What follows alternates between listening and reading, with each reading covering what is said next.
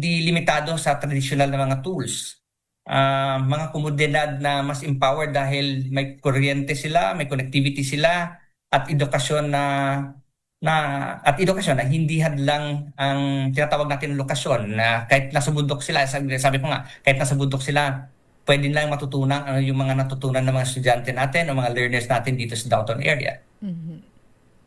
Alright, well, with that, Sir Fermin, alam mo, napakasarap pagkwentuhan yung ganito. Tsaka yung mga ganitong proyekto, kailangan nating i-support yung mga private sector na katulad po ninyo na hindi nagsasawang tumulong at di ba ginagawa yung kanilang corporate social responsibility. Nakakatuwa po.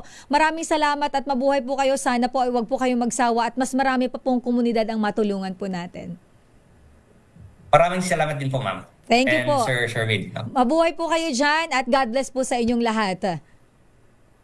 Ayun, nakausap natin si Sir Fermin Idilion, Head Marketing and Communications, Davao Light and Power Company, and of course, ang Aurora PH, ang gandang proyekto yan. Yes, grabe na ang laki ng tulong sa mga kabataan, lalo na sa mga nasa liblib na mga komunidad.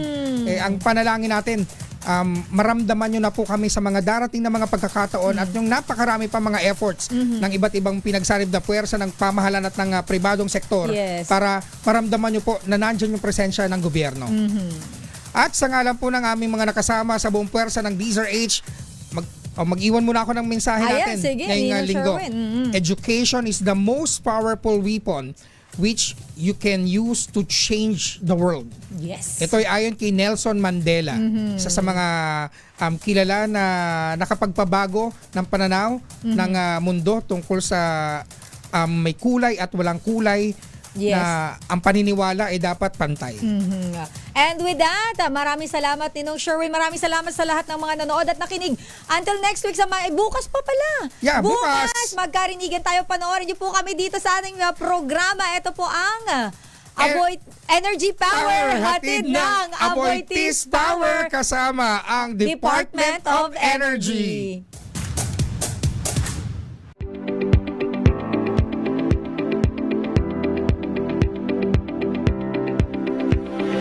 Sa panahon ng mabilis na pagbabago, ang tunay na lakas ay nasa kaalaman at sa enerhiyang maaasahan.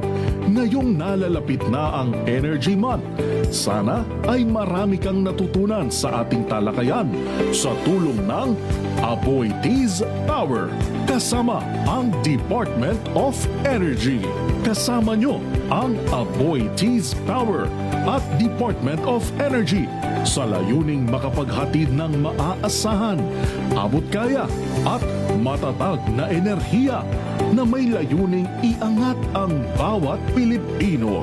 Ito ang Energy Power, hatid ng Aboitiz Power kasama ang Department of Energy.